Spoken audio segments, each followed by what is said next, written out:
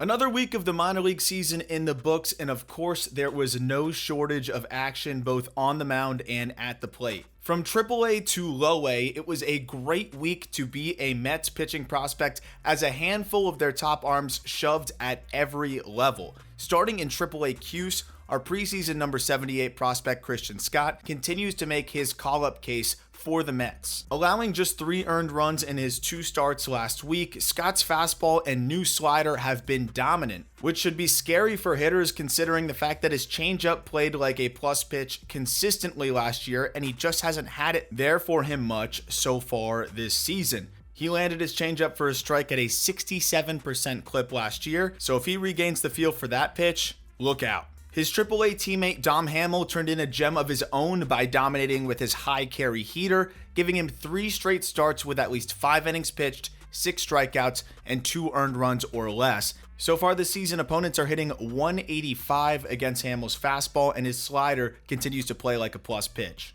Down to AA Binghamton, Blade Tidwell sliced up the competition, racking up 16 whiffs in his 6 2/3 innings of work, allowing just 1 earned run. Boasting a mid-90s fastball with life, an upper 80s cutter, and a disgusting slider, it's never been a question of stuff for Tidwell, but rather command. Make that just 3 walks and 2 earned runs in his last 10 2/3 innings pitched, a small sample, but a positive trend nonetheless from a pitcher who arguably has the best stuff in this Mets system.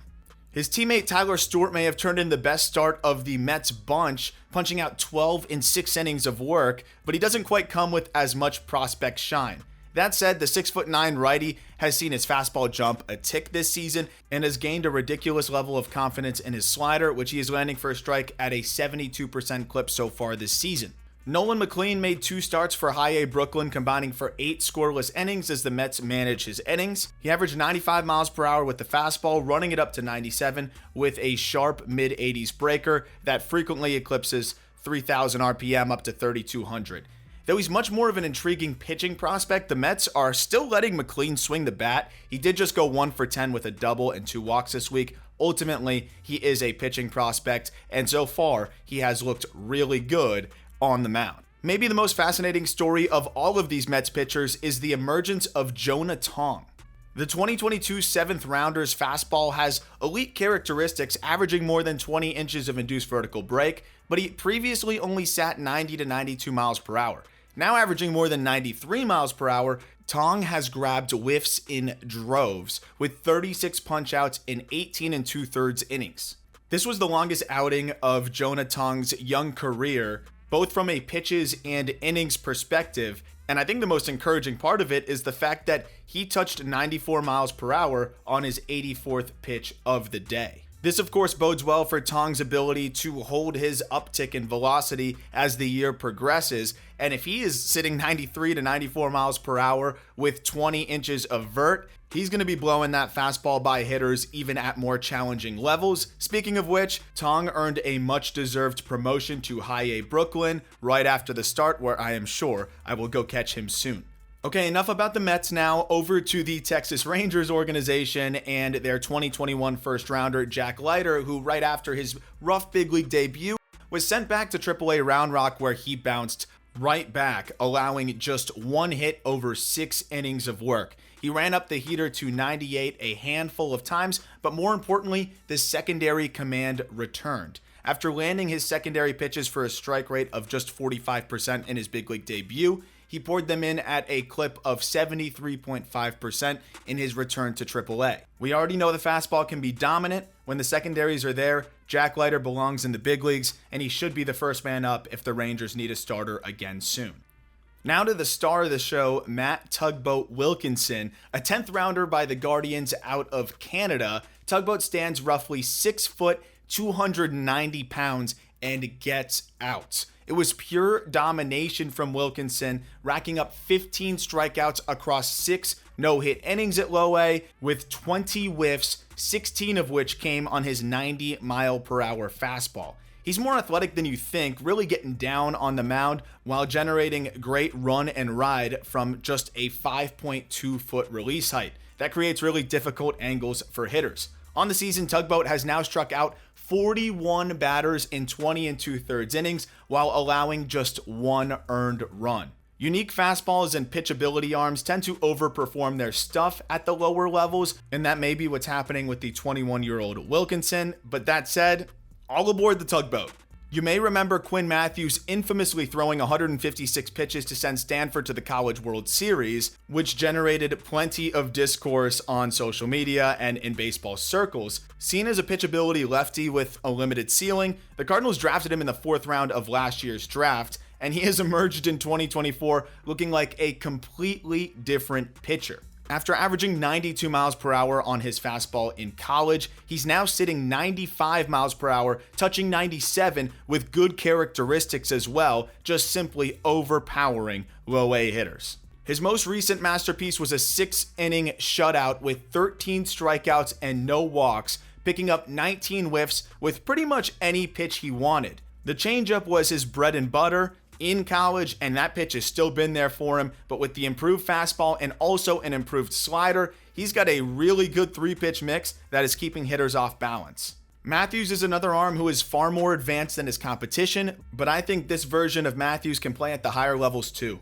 Braves pitching prospect Owen Murphy has become one of my favorite lower-level arms to watch so far this season because his delivery is so athletic and he creates probably the most unique fastball angle of any pitcher discussed in this video, and that's kind of saying a lot. Generating nearly 20 inches of induced vertical break from just a 5.6-foot release height, Murphy's fastball characteristics most similarly compare to Shota Imanaga, Christian Javier, and Bryce Miller. Now doing it at a tick harder than last year, the 2022 first rounder has just been unhittable at the top of the zone. Hitters are actually 1 for 25 on his heaters at the top third of the zone so far this season.